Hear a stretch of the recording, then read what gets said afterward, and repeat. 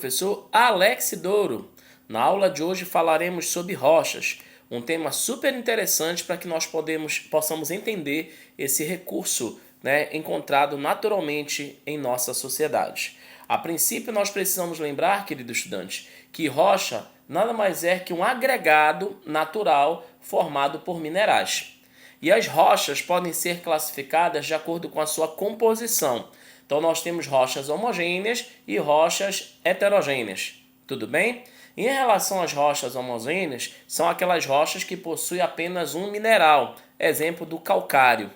Já as rochas heterogêneas são rochas que possuem vários minerais. Como grande exemplo, nós temos o granito. Ok? Perfeito? Em relação aos seus tipos, a gente pode ter, claro, conforme o seu processo de formação e composição. Ok? Então, de acordo com a questão da composição, também nós podemos ter rochas magmáticas, sedimentares e metamórficas. As rochas magmáticas são aquelas rochas que se formaram por resfriamento do magma, ok? A partir das erupções vulcânicas. Nesse exemplo, nós temos o basalto, ok? Já as rochas sedimentares são aquelas rochas que se formaram por um processo de erosão, que é o desgaste, e o intemperismo, que pode acontecer de forma física, química ou biológica. Neste caso, nós temos como exemplo o arenito. Tudo bem? Já as rochas metamórficas são aquelas rochas que passaram por um processo de transformação. Tanto as rochas magmáticas quanto as rochas sedimentares, elas passam por processo de transformação. Transformações essas provocadas pela água, pela pressão e até pela temperatura. Então, toda a rocha magmática e sedimentar que passa por transformação, nós chamamos de rochas metamórficas. Como exemplo, nós temos o quartzo. Tudo bem? Dando continuidade, as rochas magmáticas, não esqueçamos, são aquelas rochas, também conhecidas como rochas ígneas, que surgem do resfriamento e da solidificação do magma.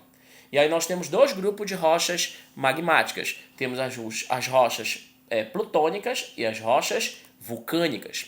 Em relação às rochas plutônicas, elas se solidificam em áreas muito profundas.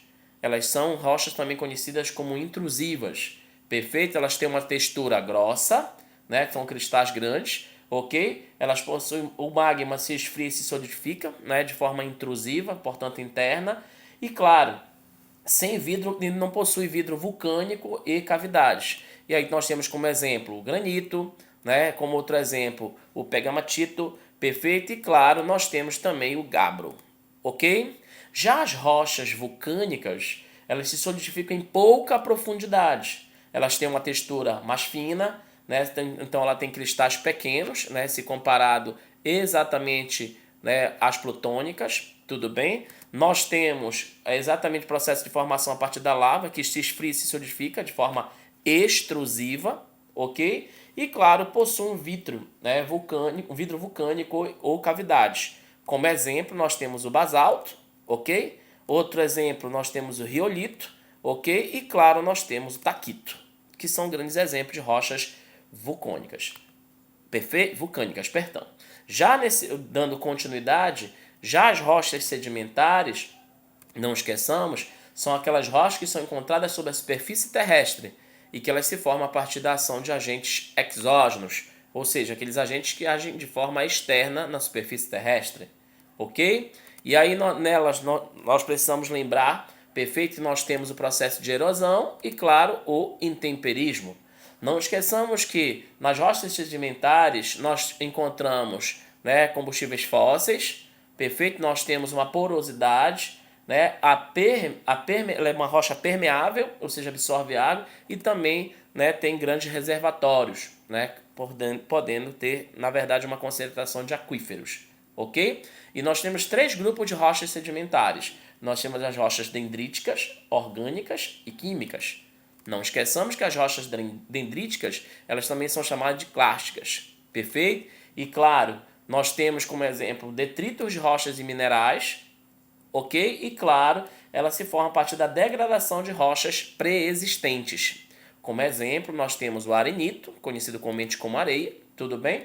Nós temos o argilito, também conhecido comumente como argila, e temos também o seixo, tudo bem? Já as rochas orgânicas, elas são também chamadas de biogênicas, ok? Elas se formam a partir do acúmulo de matéria orgânica, tudo perfeito? Elas se formam a partir também de restos de animais e vegetais, e como exemplo delas nós temos o valvito, ok? Temos o próprio carvão mineral e, claro, não podemos esquecer a argilita, ok? Já as rochas sedimentares químicas, também chamadas de quimiogênicas, elas têm exatamente formação de íons em solução precipitados, perfeito? E, claro, tem restos, se formam de restos de minerais e processos químicos. E como grande exemplo dessas rochas sedimentares, nós temos aí a estalactite, tudo bem? São aquelas estruturas formadas nas partes mais altas, né, de uma caverna. Nós temos estalagmites, já formado na base da área cavernosa, perfeito? E claro, nós temos a dolomita, ok?